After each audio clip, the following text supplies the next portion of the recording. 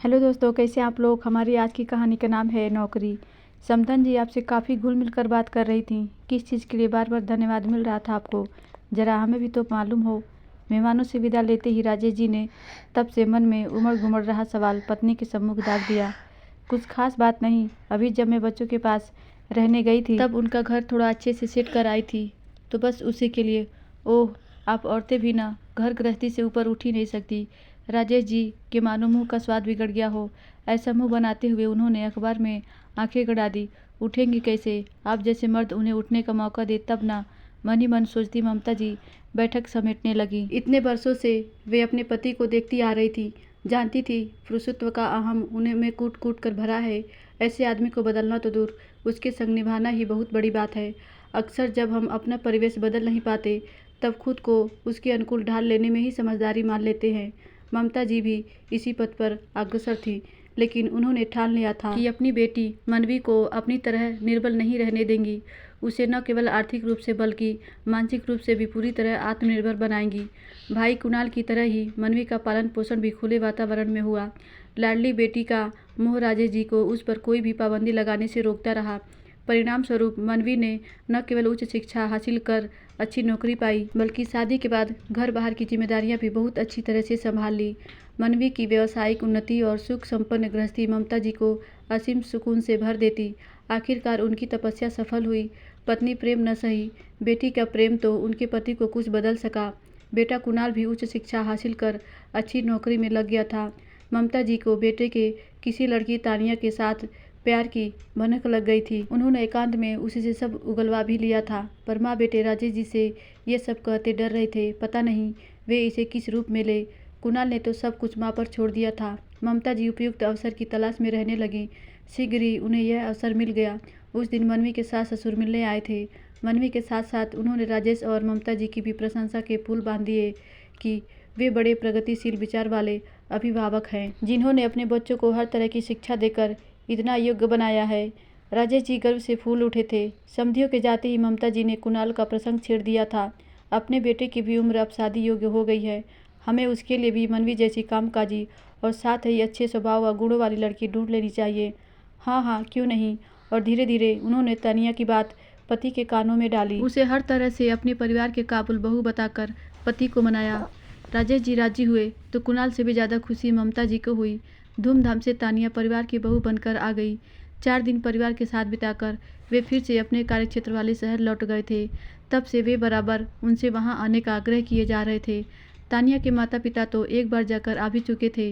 ममता जी का भी बेटे की गृहस्थी देखने का बड़ा मन हो रहा था, पर राजेश जी को दुकान से फुर्सत ही नहीं थी। उन्होंने ममता जी से अकेले ही हो आने का आग्रह किया।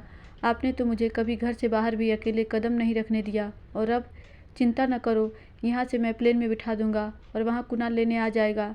2.5 घंटे के अंदर तुम अपने बेटे के घर पहुँच जाओगी, कोई परेशानी नहीं होगी। प्लेन ने उड़ान भरी तो मानो ममता जी के विचारों को भी पंख लग गए थे। ममता जी को एक नई ही दुनिया का आभास हो रहा था। कुणाल लेने आ गया था। वह उनसे घर के और दीदी के हाल चाल पूछ रहा था, लेकिन ममता जी का ध्यान उसकी बातों में कम, आसपास की दुनिया को निहारने में ज़्यादा था। पूरे रास्ते वे कार की खिड़की से उचक उचक कर महानगर की गगनचुंबी इमारतों को निहारती रहीं। घर आ गया था। नौकरानी ने दरवाज़ा खोला तो तानिया कहाँ है। एक ही राउंड में 2 बेडरूम का छोटा सा घर घूम लेने के बाद ममता जी ने पूछा, ऑफिस चली गई। मैंने रास्ते में बताया तो था कि उसका जल्दी का टाइम है, इसीलिए वह सुबह 7 बजे तक निकल जाती है, और ऑफिस भी दूर है, इसीलिए वह 7:30 तक निकल जाती है। अब मैं नहा कर निकलता हूँ। बाई आपको चाय नाश्ता दे देगी और खाना भी बना कर रख जाएगी। तानिया रात 8 बजे लौटेगी और मैं 9 बजे। आप तब तक आराम करना, टीवी देखना। कहते कहते कुणाल बाथरूम में घुस गया था। ममता जी जिस उत्साह से आई थी, यहाँ घर की हालत देखकर वो सारा उत्साह ठंडा पड़ गया। सारा घर बेतरतीबी से बिखरा हुआ था। यहाँ वहाँ कपड़े, किताबें, अखबार बिखरे पड़े थे। टेबल और बेड पर जूठे कप ग्लास के निशान बने हुए थे। बाई ने जूठे कप ग्लास उठाकर धो डाले थे। झाड़ू पोछा भी कर डाला था, पर वे निशान अभी तक ममता को मुँह चिढ़ा रहे थे। ममता जी दूसरे बाथरूम से नहा धोकर निकलीं। तब तक बाई जा चुकी थी और कुणाल निकलने की तैयारी में था। वह उन्हीं के लिए रुका हुआ था। अच्छा माँ, शाम को मिलते हैं, कहकर वह भी निकल गया। ममता जी एक पल को तो खाली घर में ठगी सी खड़ी रह गईं, पर दूसरे ही पल उन्हें खुद पर ही हंसी आने लग गई। इतनी ऊंची उड़ान भरकर आ रही हूँ, पर सोच अभी तक छोटी की छोटी ही रही। अरे जब पति पत्नी सुबह ही काम पर निकल जाते हैं तो यह सब तो होना ही था। क्या उन्हें पहले से ही अंदाज़ा नहीं लगा लेना चाहिए था कि घर की हालत ऐसी ही होगी। अच्छा हुआ राजेश जी साथ नहीं हैं, वरना वह उन्हें संभालती या घर को। चाय नाश्ता करके ममता जी काम में जुट गई थीं। शाम तक घर चमचमाने लगा था। उन्होंने डिनर तैयार किया और बच्चों की राह देखने लगी। पहले तानिया लौटी। उसने ममता जी की चरण स्पर्श किए, कुशल क्षेम पूछी। इस दौरान एक उचटती सी ही दृष्टि सुव्यवस्थित घर पर डाली और अपने बेडरूम में चली गई। ममता जी ने खुद को उसकी जगह पर रखकर सोचा तो उन्हें उसका व्यवहार अटपटा नहीं लगा। वे कुणाल का इंतजार करने लगी। कुणाल आया तो घर का कायापलट देख खुश भी हुआ और माँ पर नाराज भी होने लगा। क्या माँ, मैं आपको आराम करने का कहकर गया था, पर आप तो सारा दिन काम में लगी रहीं। अरे कोई बस या ट्रेन में थोड़े ही आई हूँ, जो थकान होगी और आराम की ज़रूरत पड़ेगी, फिर ये सब करने की तो मुझे बरसों से आदत है। अच्छा अब अपने रूम में जा, तानिया भी आ गई है, फ्रेश हो लो। खाना खाने का मन हो तब मुझे बुला लेना। खाने के दौरान कोई भी विशेष बातचीत नहीं हुई। खाना तानिया ने ही लगाया और समेटा भी। जल्द ही सब सोने चले गए थे। ममता जी बिस्तर पर लेटी देर तक सोच विचार में डूबी रहीं। मन न चाहते हुए भी खुद का आकलन करने लगा था। तानिया प्रोफेशनल साउंड है, इसमें कोई शक नहीं था, तभी तो इतनी बड़ी कंपनी में इतने ऊंचे पद पर कार्यरत थी। लेकिन घर गृहस्थी के मामले में कच्ची है। अब यह जरूरी तो नहीं कि हर लड़की मनवी की तरह घर बाहर दोनों ही मोर्चे बखूबी संभाल ले।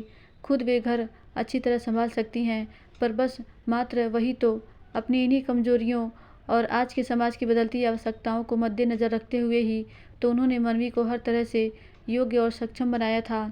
उसे अच्छा खाना बनाना और घर संभालना तो सिखाया ही, स्त्री होते हुए भी उसे कुछ पुरुष के क्षेत्राधिकार माने जाने वाले गुण और ड्राइविंग सेल्फ डिफेंस भी सिखाई।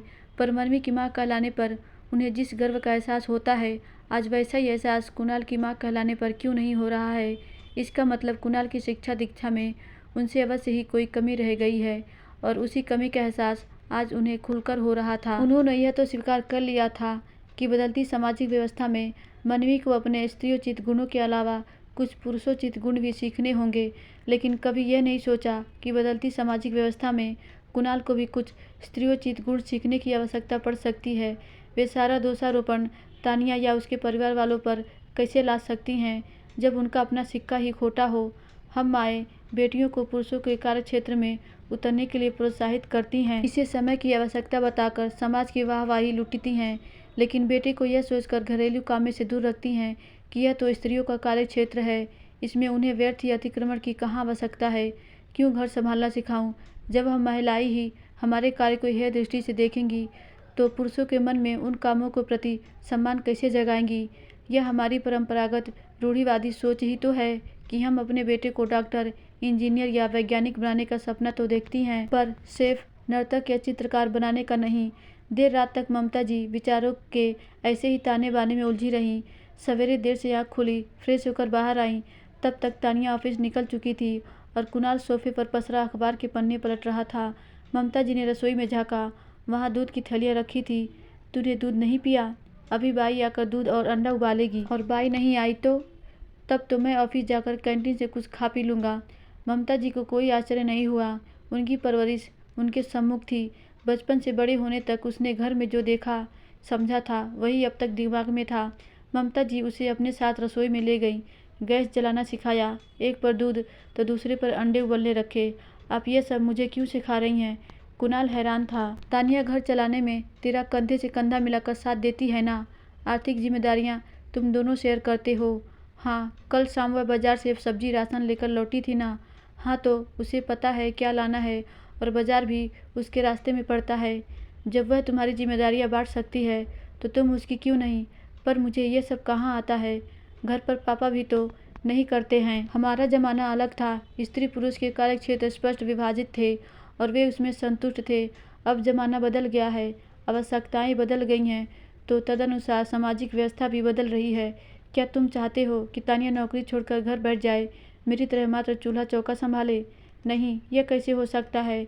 मैं अकेला कैसे कार की, मकान की EMI दे सकता हूँ? तो फिर उससे अकेले ऑफिस और घर की जिम्मेदारी संभालने की उम्मीद भी तुम कैसे कर सकते हो?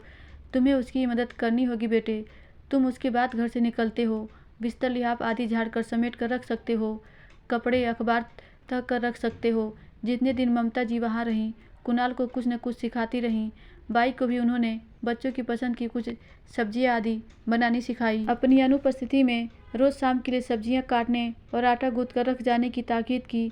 अभी तक तानिया यही समझ रही थी कि ममता जी अकेले सारे दिन काम में जुटी रहकर रसोई सहित पूरा घर सुव्यवस्थित किए रहती हैं, इसीलिए वह हर वक्त शर्मिंदगी और ग्लानि से भरी उनसे नजरें चुराती रहती।